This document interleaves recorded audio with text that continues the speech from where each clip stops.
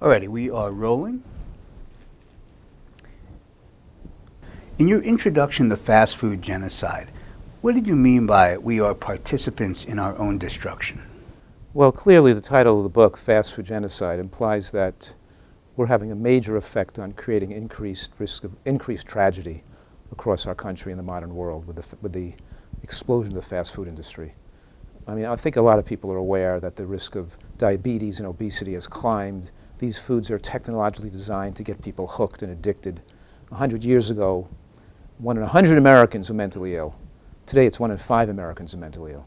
And though people are recognizing the link between commercial baked goods and fast food and obesity, diabetes, heart disease, and cancer, I don't think very few people or enough people are recognizing the link between fast food and commercial baked goods and mental illness, intellectual dysfunction, intellectual impairment, dementia, even anger, increased violence, and inability to think creatively, logically, and compassionately.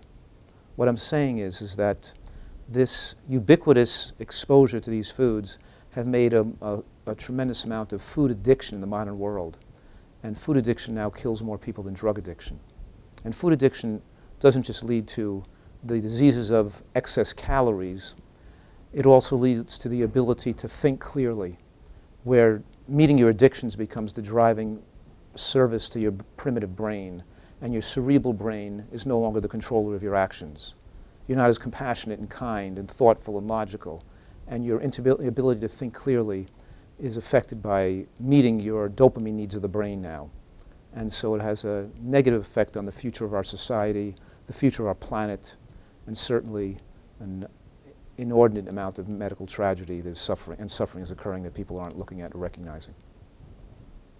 What are the most important nutritional supplements that everyone should take? Are there any others that vegans need to be especially careful to make sure they take? Well, when we're looking at nutritional supplements, the most important thing, I think, is to not take supplements that could be dangerous. And we know that there are certain petrochemical or synthetic supplements that are very popular and particularly dangerous, like folic acid, folic acid is even advertised by health authorities to be necessary to prevent neural tube defects, which is kind of ridiculous. Colorful plant foods, particularly green vegetables and beans, are super high in folate. What I'm saying right now is that folate is not biologically the same compound as folic acid. People who eat a healthy diet, their blood levels of folate are much higher than normal. They're not deficient, they're more than adequate, they're excellent. Nobody needs to take folic acid when you're eating a good diet. This idea that people should be taking folic acid to prevent disease and neural tube defects is sparking an explosion in childhood cancers and enables people to think it's okay and don't have to think of eating green vegetables to get their folate. They just can take the supplement.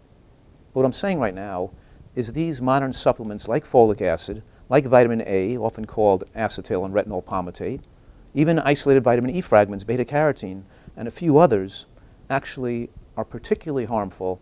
And I'm saying right now that we have to get our folate from vegetables, not from supplements. And there's a lot of reasons why this idea that we're fortifying all this food with folic acid is particularly dangerous and linked to increased risk of breast and prostate cancer. That said, as we move towards more healthy plant foods in our diet and minimize animal products, there are certain nutrients that we don't get exposed to as much that have beneficial effects on human lifespan, metabolism, and aging of the brain. The one everybody knows about is B12. And when we're on a vegan diet or close to a vegan diet, our B12 needs are elevated over and above a person who's eating animal products regularly, because we only could absorb a little B12 at one time. So if we're taking it only once a day, we need a little larger exposure to make sure we get enough. So that's the main factor. But now there's a lot new research information showing that low DHA levels and low omega-3 index is linked to lowered cognitive impairment and shrinkage of the brain with aging. And there's been numerous studies. I should say all the studies looking at this issue have shown that as the omega-3 index, the levels of DHA in your tissues go down and are low for many years, of course, your increased risk of both cognitive impairment and brain shrinkage is evident, proportional to the low levels of DHA. And that could be a person's risk not just from being a vegan, but just not eating any fish, not eating any omega-3 containing foods, like having a burger-based diet or a pizza-based diet could be just as damaging. But the answer isn't really to add the fish oil to the burger because, because these foods also cause dementia from other direction. Atherosclerosis causes dementia. Lack of phytochemicals and antioxidants cause dementia. In other words, I advocate a nutritarian diet, which means a wide array of natural plant nutrients and a high amount of micronutrient and phytochemical density, which is so protective against dementia. But it's possible to still eat a protective diet, and because of the genetic differences from one person to another, to have levels of DHA that are too low. And by supplementing that, we're assuring people don't get into trouble.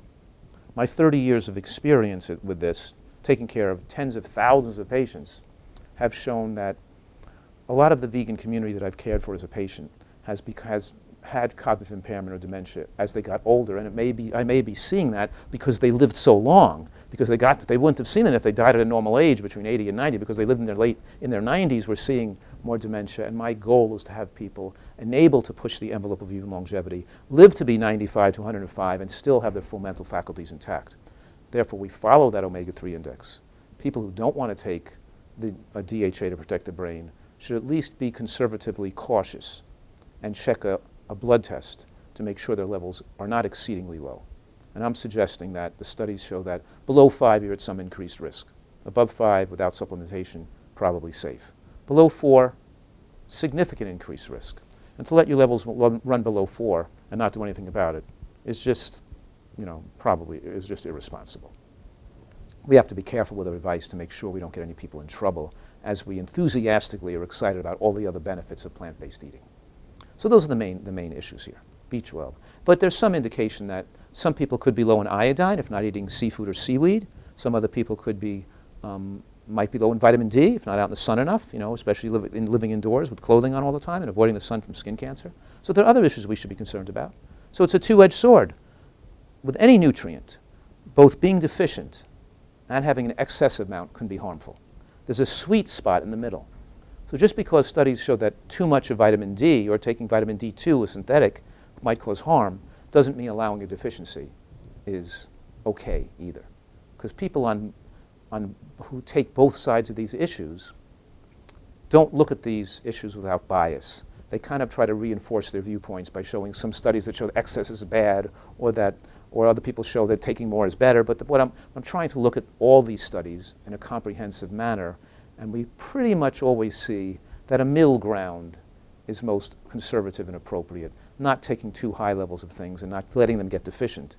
And so we want to be careful of watching for the potential for certain deficiencies in a plant-based diet. And there's some indication even that zinc may be beneficial for people as they age, because if you're not going to have a heart attack or a stroke, then another leading cause of death from centuries ago was pneumonia, another infection. And zinc absorption goes down with aging. And on a plant-based diet, you only absorb about 20% of the zinc in the food compared to 80% on animal products. So it may be the case that zinc is also a nutrient that is beneficial to supplement, especially as we age on a plant-based diet.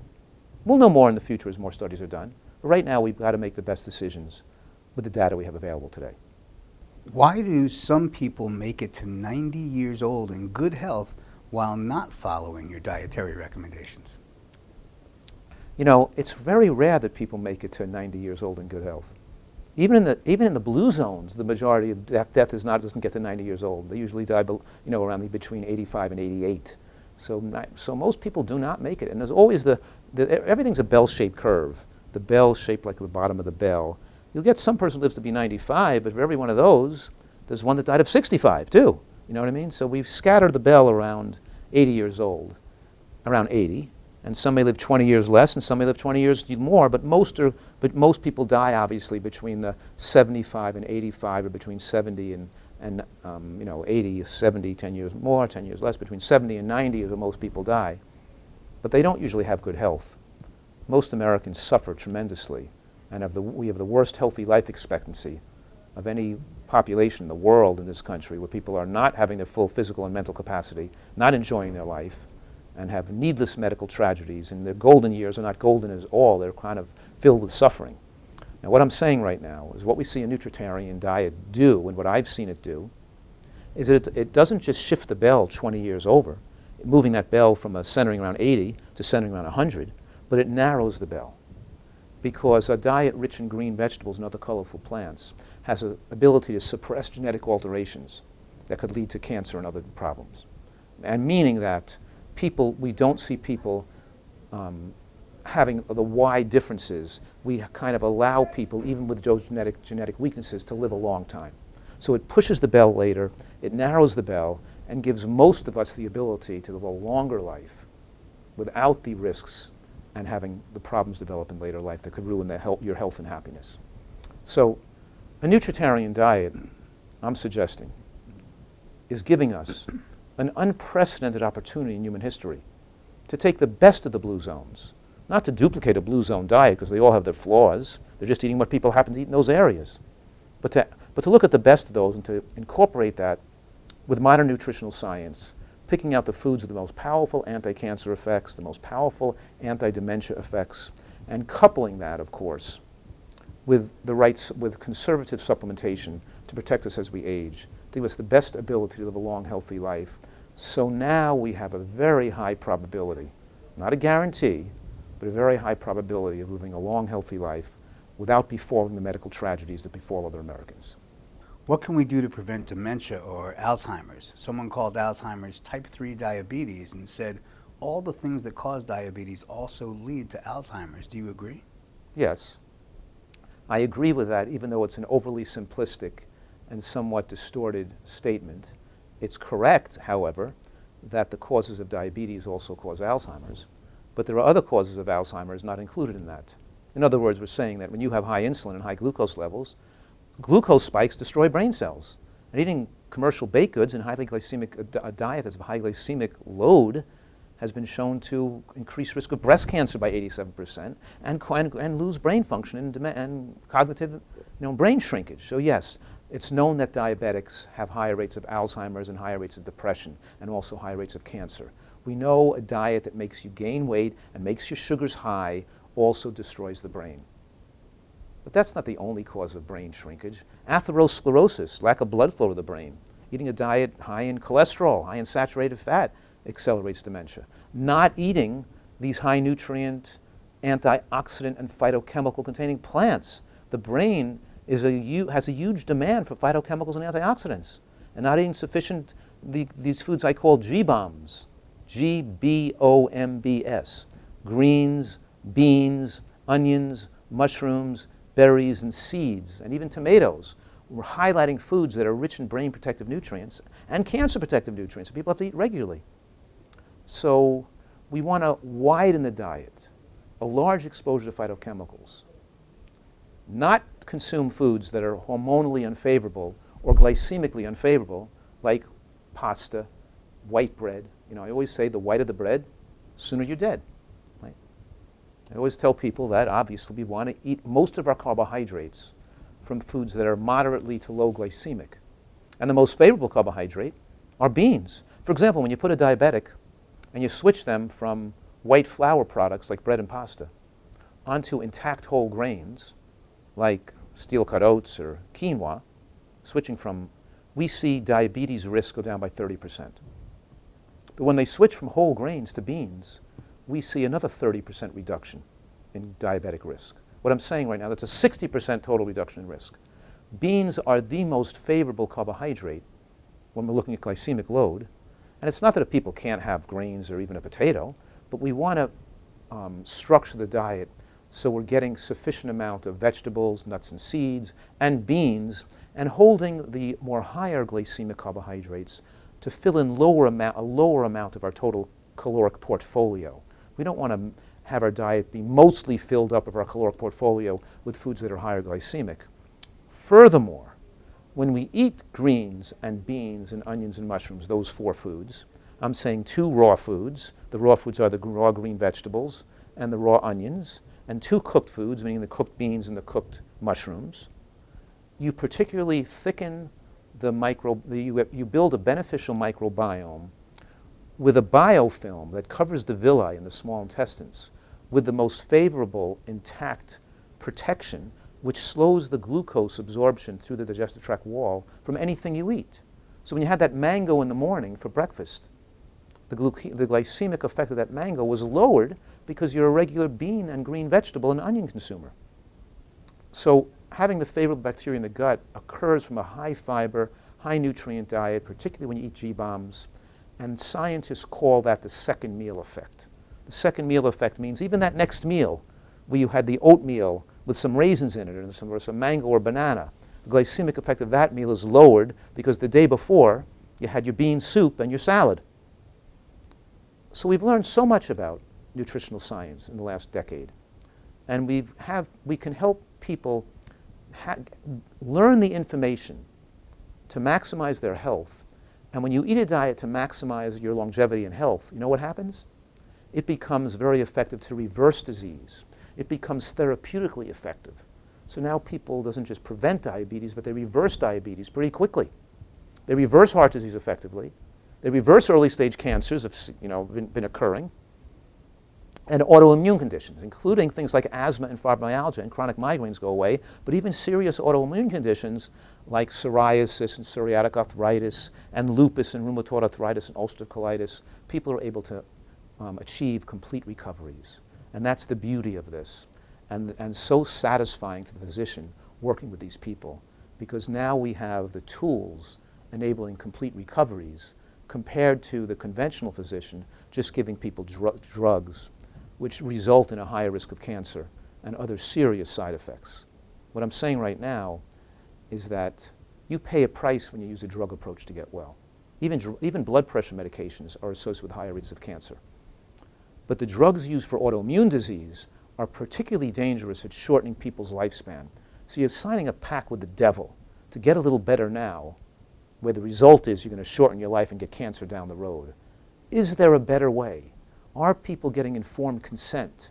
Are they told that possibly they could reverse their disease with nutritional excellence and avoid the need for drugs that we know cause cancer?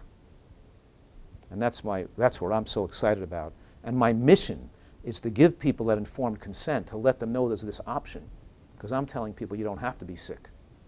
And nutritional excellence is 100 times more therapeutically effective at getting people back to normal from serious diseases than just going to the doctor and taking drugs are. What do you eat for lunch and dinner every day? You know, I try to follow my own advice for lunch, because lately I've been telling people to have a big salad for lunch every single day. Get it in for lunch, because lunch is the most important meal of the day. And then have a bowl of vegetable bean soup with it to get your beans in during lunch. Vegetable bean soup or a chili or a stew with beans in it. Or if you're not doing that, put some beans on the salad at least.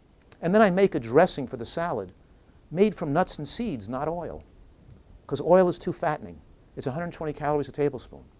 It absorbs very rapidly, and it causes you to interfere with losing weight. Whereas nuts and seeds, the calories are absorbed more gently.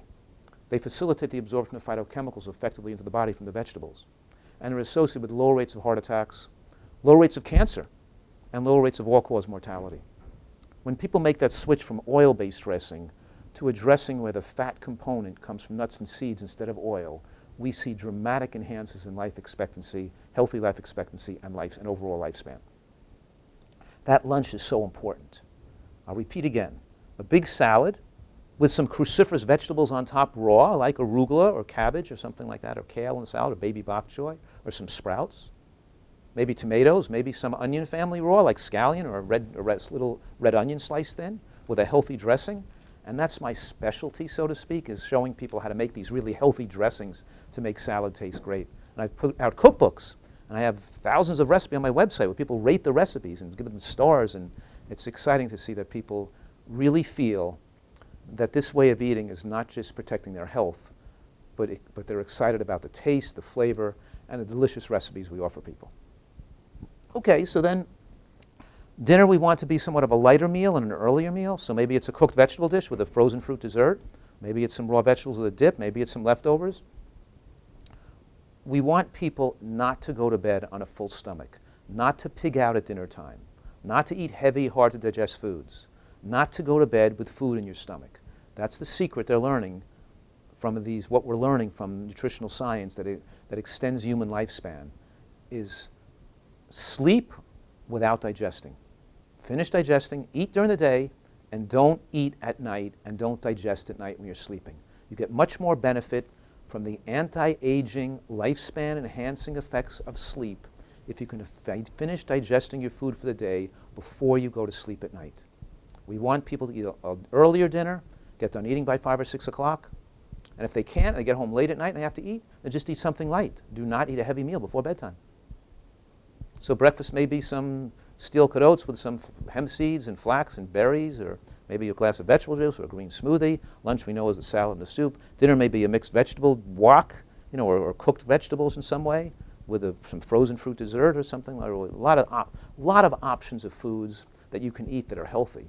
But keep that lunch fixed to get that big salad and chew it really well, and don't eat heavy at night. Those are the most important things. Which fats and oils do we want to avoid and which do we want to consume? And what's the basis for your opinion? Well, that's what I've been talking about here already in this interview and in many of my lectures, that there's a tremendous biochemical and biological difference between eating walnut oil and walnuts, and pistachio oil and raw pistachio nuts, and sesame oil and sesame seeds. What I'm saying right now, there's no nutritional scientist in the world could argue that the oil from that particular food is more nutritious or healthier than eating the whole food in its intact form. When you eat the whole food in its intact form, you get a host of additional benefits, and you get less calories, and because these foods are rich in sterols and stanols that bind fat, it makes all the calories not biologically available. So you get less calories from 100 calories of nuts than you do from 100 calories of nut oil. Do you follow me? The 100 calories of nuts doesn't give you all 100 calories. You lose some of them in the stool. When those fibers suck the fat into the toilet bowl, they pull along with it saturated fats and LDL cholesterol. These fat magnets from nuts and seeds attract the negative fats, the oxidized fats that can increase the risk of inflammation and heart disease. So they're effective. And they're effective at preventing heart disease, and they have beneficial nutrients that protect cancer, and they facilitate absorption of antioxidants and phytochemicals. So what I'm saying right now is that the biggest marketing success in human history is probably convincing the world's population that oil is a health food. Oil is not a health food. It's a major contributor to obesity. It gives people a rapid intake of concentrated calories, and it prevents them from losing weight. So even though olive oil may not be as heart attack causing as butter or lard or coconut, or the cholesterol effects of even coconut oil, even though olive oil may have some benefits, we don't buy a car by comparing it to a junkyard wreck. We want the best. And just because olive oil is better than butter and shows some benefits, it doesn't mean that it's as good as eating walnuts, sesame seeds, or pistachio nuts. As a matter of fact, the Accord study showed just that. There was some benefit when people ate more olive oil instead of eating other fats they were eating, but when they switched the olive oil to nuts, there were a huge amount of further cardiovascular benefits. What I'm saying right now is, it's a different way of thinking about food. It's making a dressing, a sauce or a coating for your bread. Instead of margarine or oil, we're using a garlic nutter made with roasted garlic, mixed with little hemp seeds and maybe a few cashews blended together to put on our pita pocket, stuffed with a portobello mushroom, some sprouts, some red onion, and a delicious pesto sauce or something. What I'm saying is it's a different way of thinking and cooking. And it results in incredible desserts that we make, like banana and ice cream, I call it, made with frozen banana, and really some macadamia nuts or some walnuts with a little real vanilla bean powder.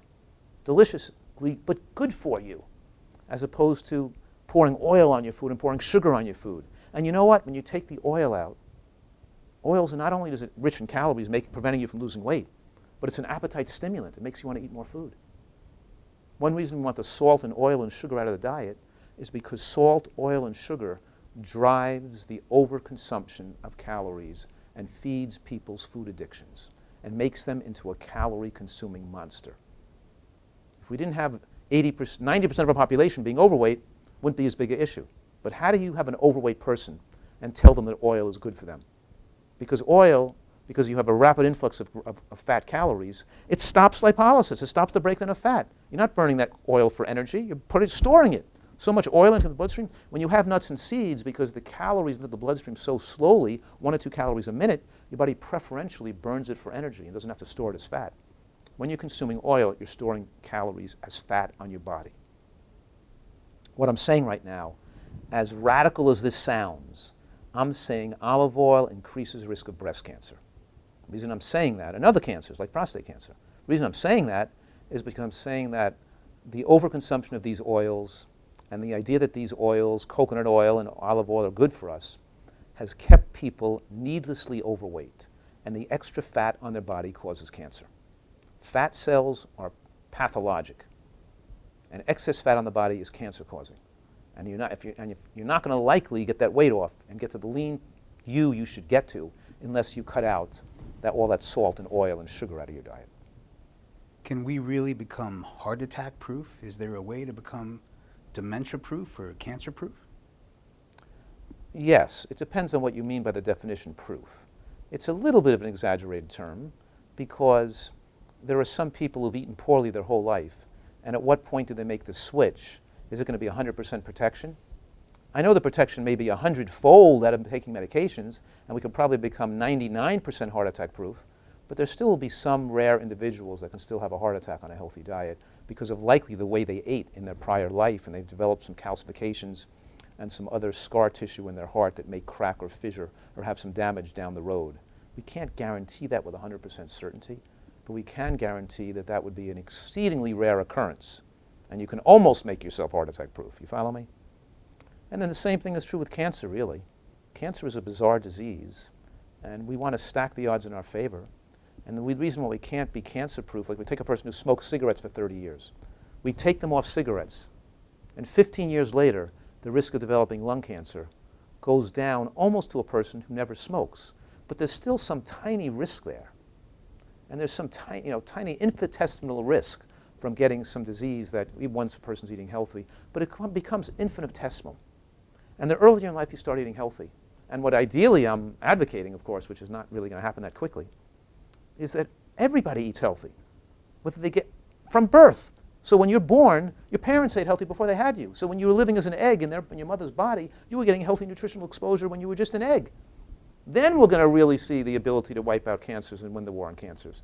When the whole population eats healthy. Right now, we're just having people eating unhealthy to the age of 60, learning about some good idea of changing their diet. They change their diet later on in life, and they hope that that change is sufficient enough to wipe out these risks.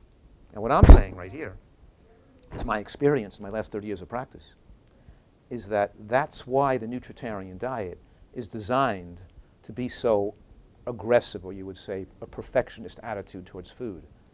Because if I give people a moderate something, more people are acceptable to them. A little bit of salt, a little bit of meat, a little bit of processed foods, but just mostly eat plants.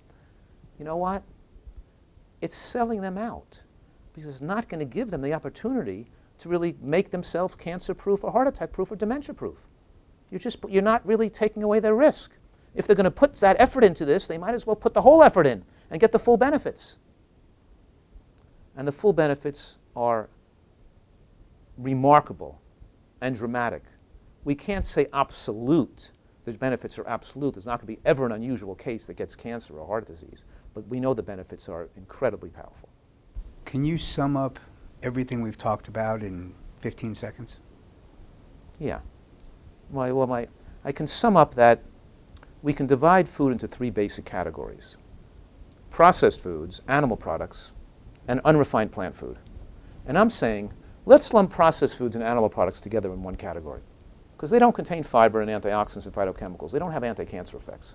Let's take those colorful and unrefined plant foods and magnify that section of the diet into a larger portion as you possibly can make it, shrinking the other portion, the plant foods and the processed foods and the animal product portion, including oil.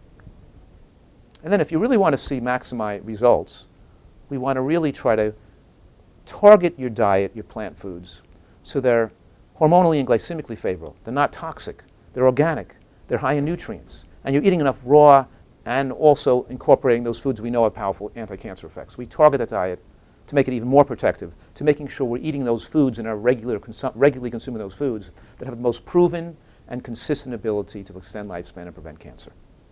Lastly, I want people to understand, and my message is, of course, is that this is a message of hope and healing and telling people that don't give up and don't be satisfied with being sick. if you're suffering with some illness, you can get well.